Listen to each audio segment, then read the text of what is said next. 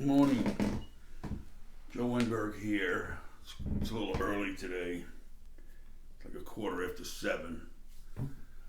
And I'm going to do World History for Ordinary People, and I think it's number 33.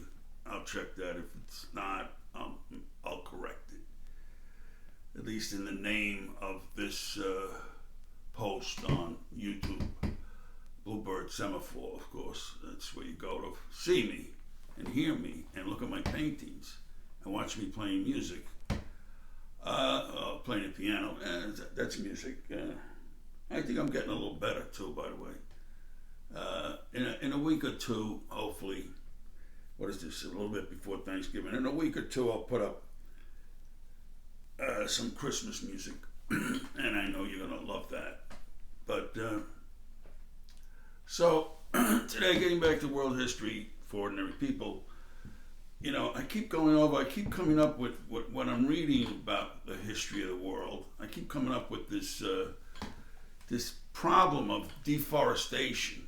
It seems that this is a long-standing, long-running phenomenon with humans and the human rulers of the world who never, in my estimation, ever saw anything seriously wrong with deforesting the planet. And I've always been a big champion of open space, wilderness, and trees and plants, always. But, I never saw the calamity that I'm seeing now as I read world history. And I call it calamity. This has been going on forever. And it's taken by the world biggies, the big shots in the world, as it's the thing to do. So as I said earlier, some earlier posts, before 2000 BC, China drained the swamps and what else? And marshes. Swamps and marshes were drained so they could increase their population. And that was before 2000 BC. Come 1000 BC, they deforested a great deal of the land around the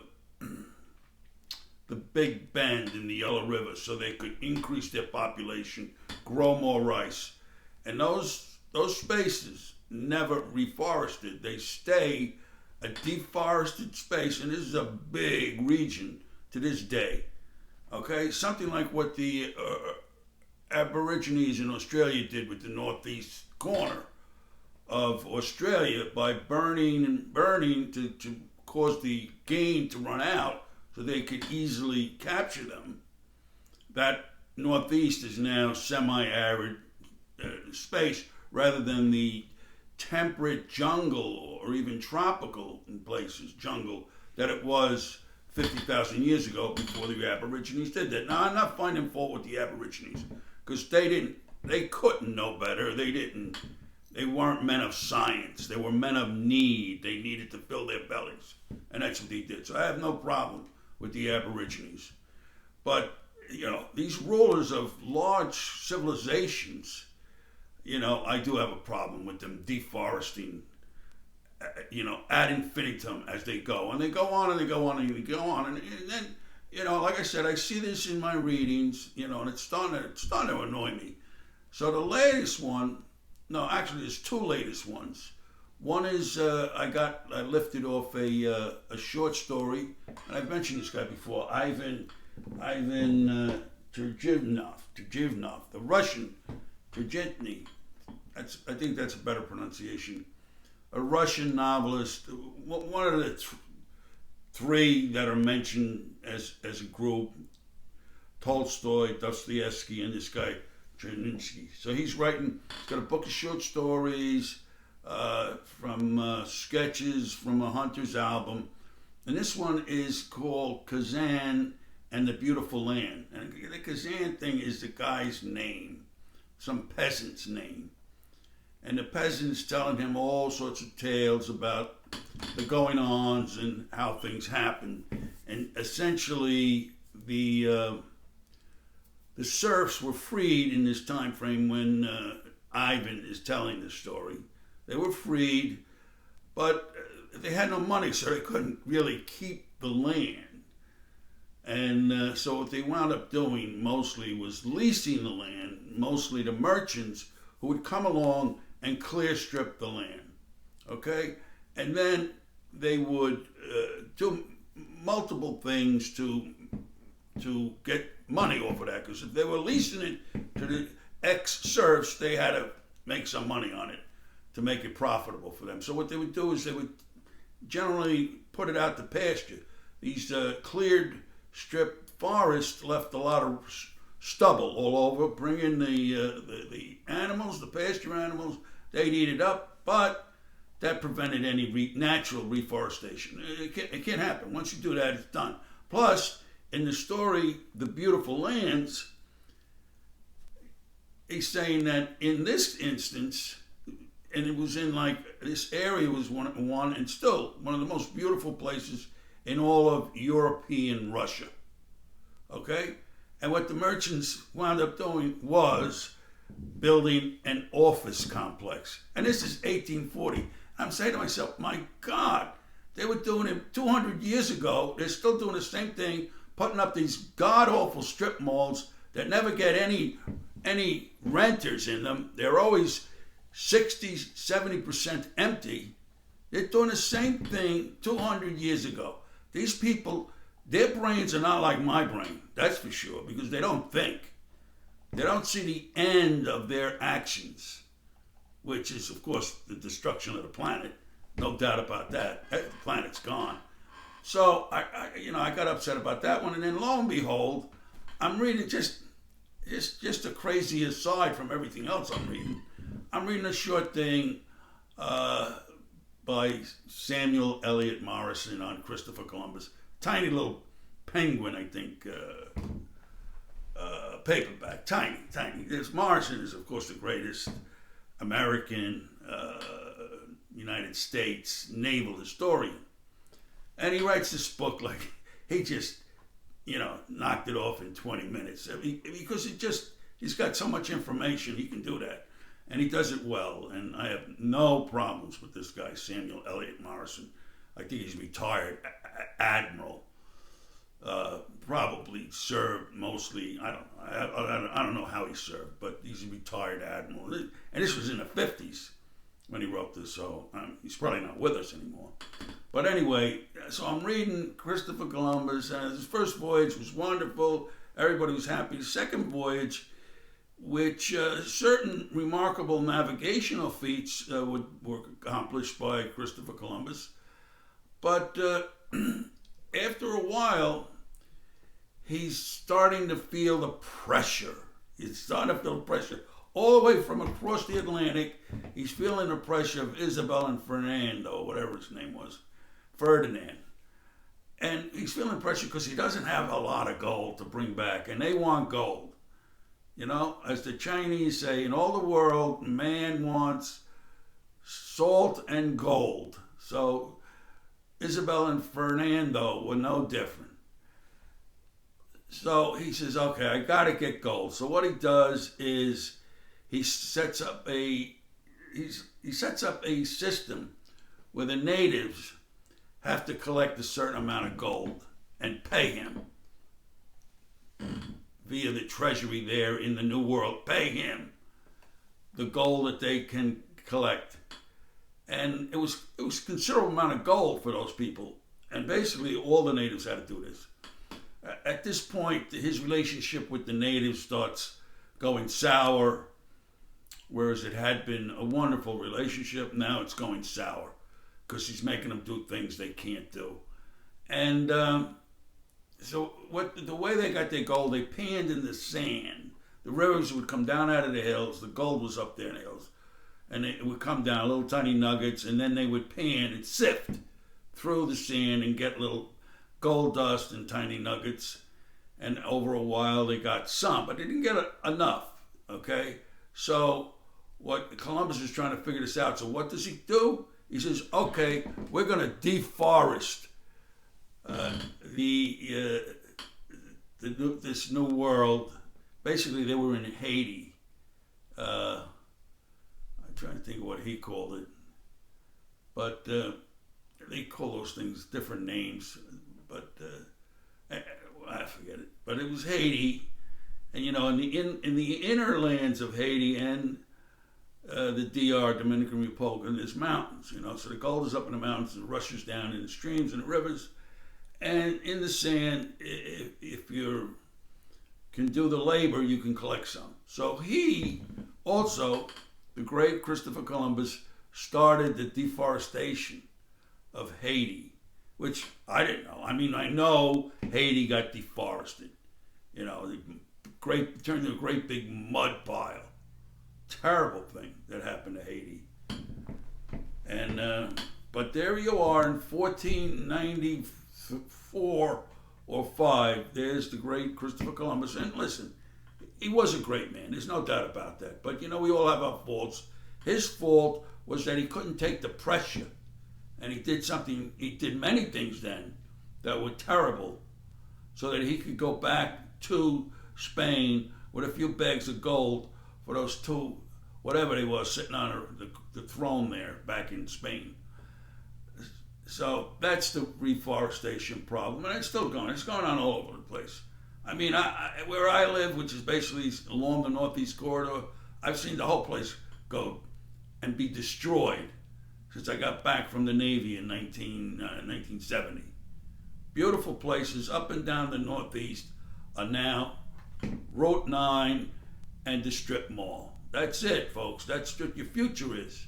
There's nothing else. Route 9s, Route 1s, and strip malls. No air to breathe, no water to drink, and that's it. And don't let these EPA people or these special interest groups who are supporting this wildlife and that wildlife and this, that, and the other thing think that you've been rescued. It's not being rescued. It can't be reversed. The planet is going away. Bye-bye, planet. So anyway, that was a rant, by the way, in case you didn't recognize it. Listen, so during this period that I haven't been up on YouTube, I've also looked at one of my, real favorite topics is, how do people got all over this planet. Basically, and I said it before, I'm looking to find out how the war in the Pacific became the war in the Pacific. And obviously you have to have people first. So where did these people come from? In the Southeast Asia, the Southeast Indonesia, that area, those island chains from Malay all the way to New Guinea. Where did these people come from? And I concluded early on that they came about 27,000 years ago from the west and the north, over the Himalayas and down, maybe earlier, because there's certainly traces of them 40,000 years ago. They came that way, and a great deal of them went to Australia, but others branched east and so on and so forth. So I said, well, that's the answer. But no, it isn't, because why? Somebody had to write another book, and I had to just happen to come across it, and this thing is seemingly some of the latest findings in genetics. And if there's a dirty word in my vocabulary, it's genetics. I just don't want to hear this genetic stuff. Like, I'm coming up with a funny little, another rant about morbidity in you. You find out your genetic history and become more morbid. That type of thing. How you could be more morbid. Because it's just ridiculous. I don't want to find out who I was 10,000 years ago. Who cares, first of all? So anyway, genetics is not my favorite topic to think on, but the way it's been presented in this book, I think it's called Ancestral Journeys, and the big enchilada here is mtDNA.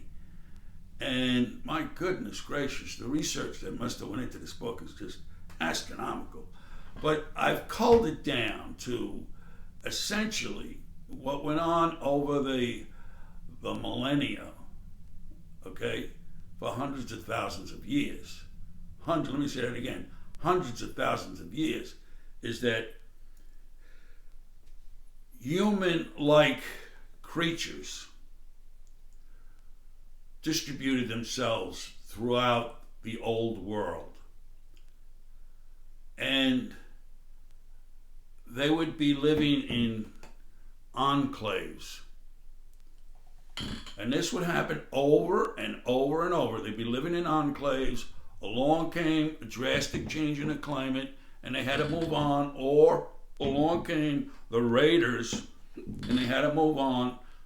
So this enclave, or most of it, would move to another place, perhaps hooking up with another enclave of people, settling with them, and mixing their genetic information.